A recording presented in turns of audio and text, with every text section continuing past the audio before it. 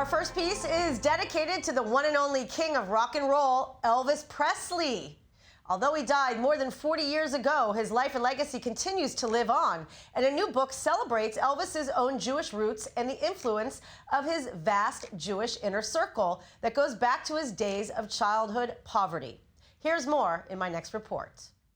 As the moon is so big and bright, in the Milky Way tonight. Elvis is known for this.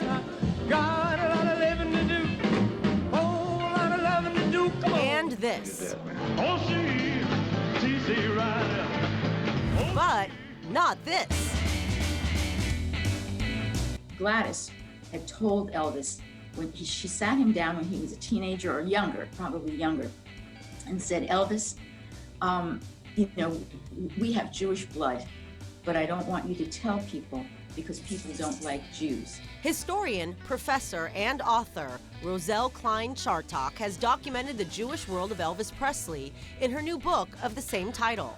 Elvis knew that story, and so he wanted to put a Star of David on his mother's grave a few years after she died. What happened in 2018 was that the archivist at Graceland, Angie Marchese, she goes into the warehouse, which has like millions of objects of Elvis's, and she finds this crushed up stone. She takes this, she has it restored so that it looks the way it did originally, and she has it placed right smack in the meditation garden at Graceland. So you go to Graceland, you know he has Jewish roots right away.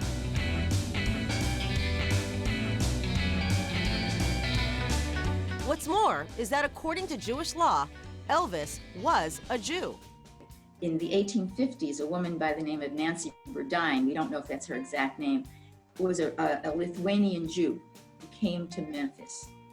And she then married into the Christian religion, and nobody was Jewish after that. But if you are descended from a line, uninterrupted line of Jewish women, you are a Jew, and that's why Gladys identified in that way.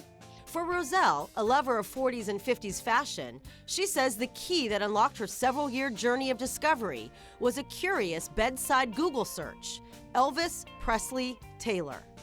And up came the Lansky Brothers, and what came up was fascinating. They clothed Elvis from the time he was 18 until he died. He was buried in a Lansky Brothers suit.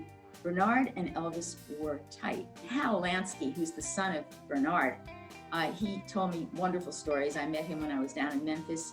Anyway, Hal Lansky said it got to the point where Lansky Brothers would bring a truckload of clothes out to Graceland for Elvis to try on, and Hal said, and we never came back with anything in the trunk. He just loved everything.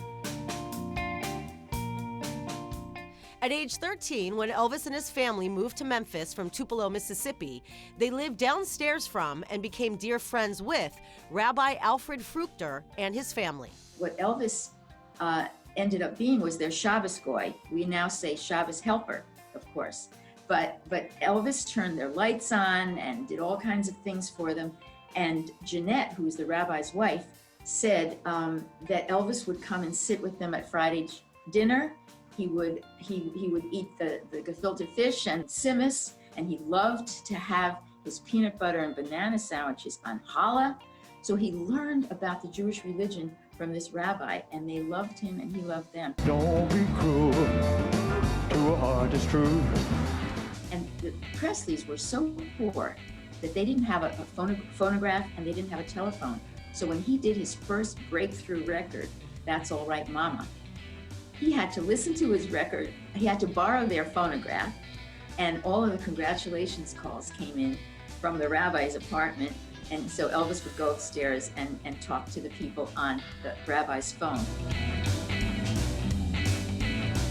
Similarly, Roselle discovered that 8 of Elvis's best songwriters, including Aaron Schroeder, were Jewish. Same with half of his inner circle, known as the Memphis Mafia. Larry Geller became Elvis's hairdresser originally. Larry started giving him books, all kinds of philosophical books, the Kabbalah being one of them. And he sat down with Elvis and he explained so many things to Elvis. Elvis was fascinated by the Kabbalah teachings. Elvis Elvis was a searcher. He said to me, I want to be able to reach and feel what we all go through as human beings. Elvis was also fascinated with Gematria, the numerology of Hebrew letters, which led him to add a second A to the spelling of his middle name Aaron, the Jewish spelling. And he taught him about the meaning of Chai, and that's when he started wearing the Chai symbol.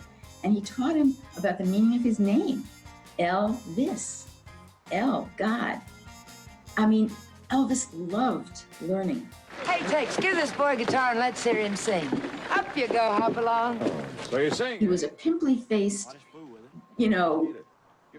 kid, and they treated him with respect, and he didn't get that from other people because of his poverty. yeah, they're all yours, buddy. I got a call out of the blue from this elderly Southern woman, and she, with her very deep Southern accent. My father had a store that the Presleys used to shop in, and when Elvis started to make some money, he came into my father's store and he says to my father, does my daddy owe you any money?